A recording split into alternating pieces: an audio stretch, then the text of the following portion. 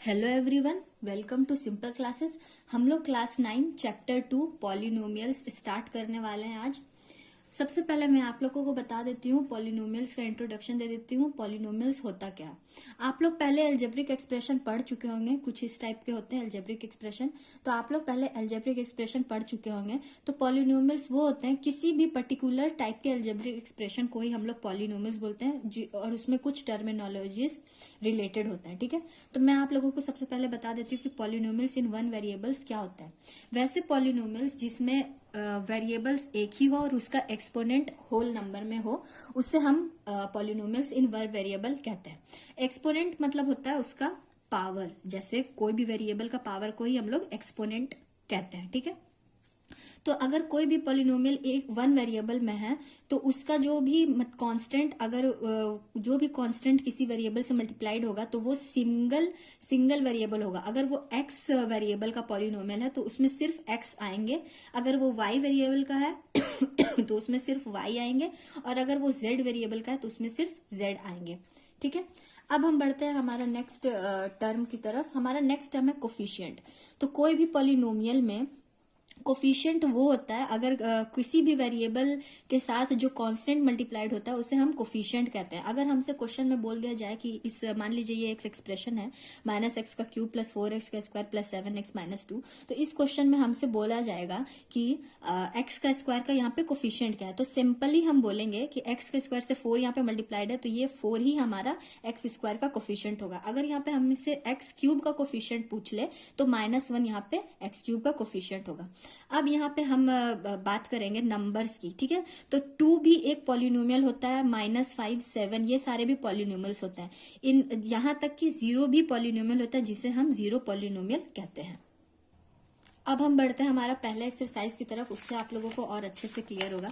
हमारा एक्सरसाइज 1.2 है, which of the following expressions are polynomials in one variable and which are not, state reasons for your answer. Polynomial in one variable मैंने आप लोगों को अभी बताया। तो यहाँ पे हमारा फर्स्ट क्वेश्चन हो जाएगा एक्सरसाइज 2.1। हमारा फर्स्ट क्वेश्चन है 1 का, 4x² - 3x + 7। सबसे पहले तो आप यहाँ पे देख सकते हैं कि ये x वेरिएबल का पॉलिनोमियल है, तो ये तो वन वेरिएबल का है। लेकिन अब हमें इसके एक्सपोनेंट को भी देखना पड़ेगा, क्योंकि इसका एक्सपोनेंट भी होल नंबर पे होना चाहिए। ठीक है, तो यहाँ पे हम देख सकते हैं कि ये एक पॉलिनोमियल है।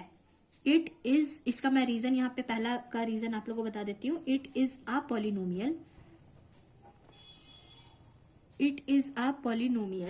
in one variable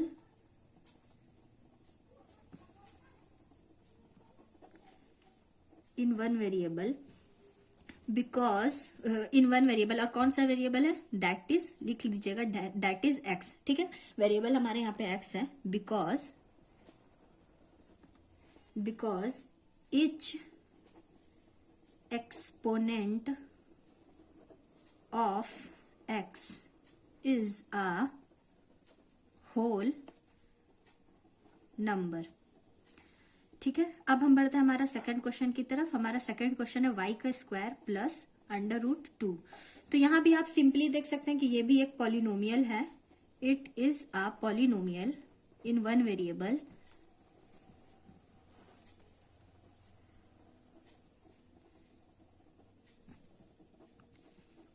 that is, ये हमारा y का पॉलिनोमियल है, और यहाँ पे हम रीजन दे देंगे बिकॉज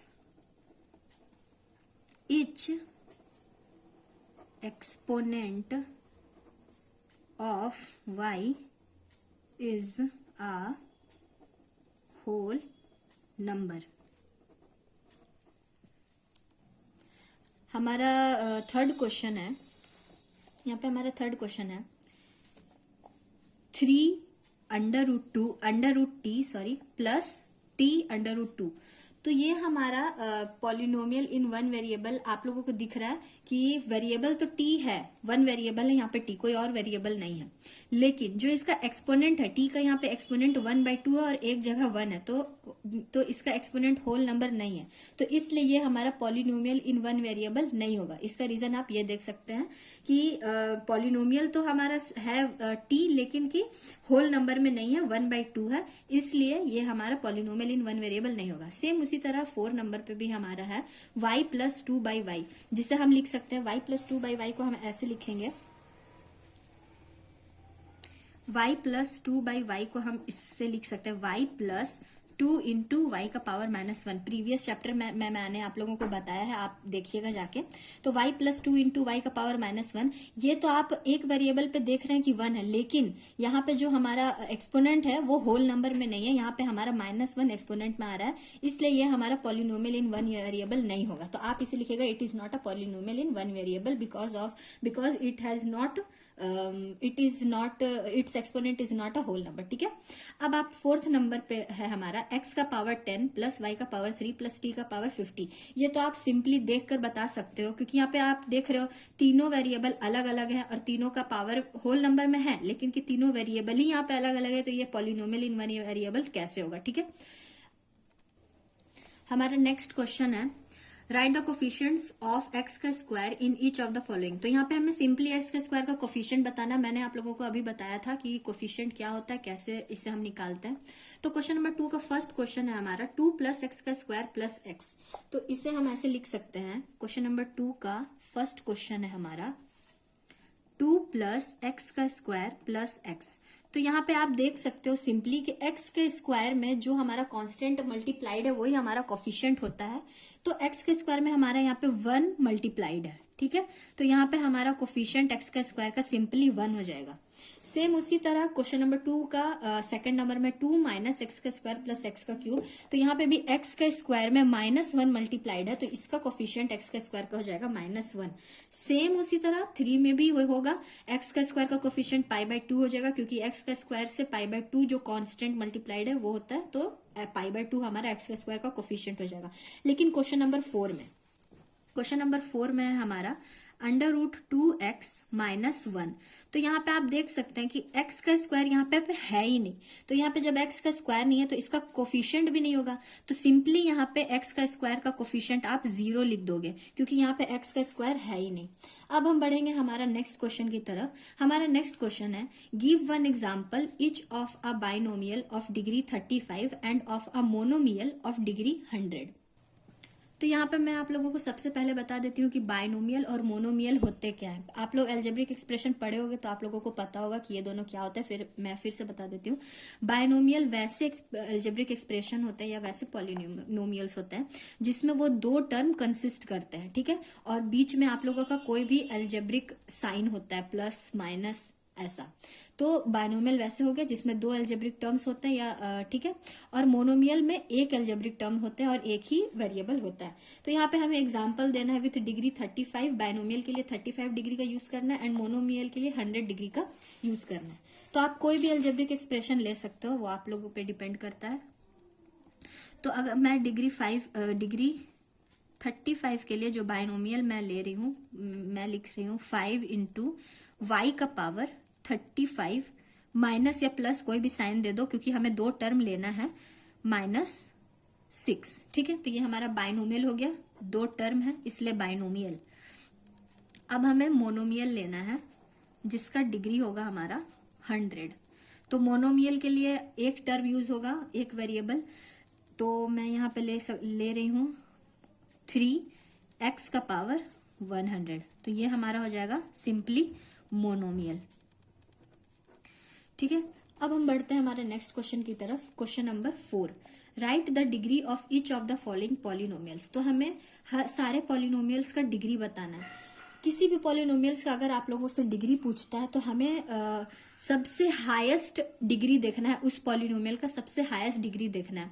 अगर आप लोगों को क्वेश्चन में मल्टीप्लाइड के फॉर्म में दिया हुआ रहे कोई 2 टर्म, तो आप लोगों को पहले मल्टीप्लाई करना होगा, उसे सिंप्लीफाई करना होगा, तब आप लोगों को उसका डिग्री बताइएगा।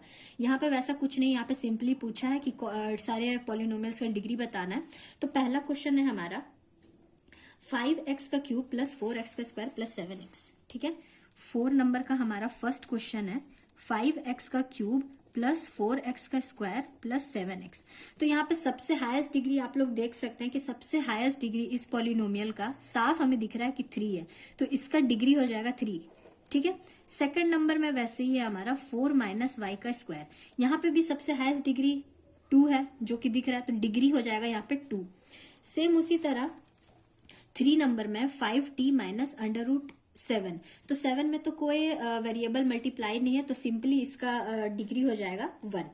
और 4 नंबर में उसी तरह यहाँ पे कोई वेरिएबल नहीं है, तो इसका डिग्री हो जाएगा 0। क्योंकि हम जानते हैं 4 नंबर में 3 है हमारा, तो यहाँ पे 3 इंटू 1 है। ठीक है, और 1 को हम लिख सकते हैं x का पावर 0। किसी भी वेरिएबल का पावर या वेरिएबल का पावर 0 होता है तो वो 1 ही माना जाता है, तो यहाँ पे डिग्री हो जाएगा 0।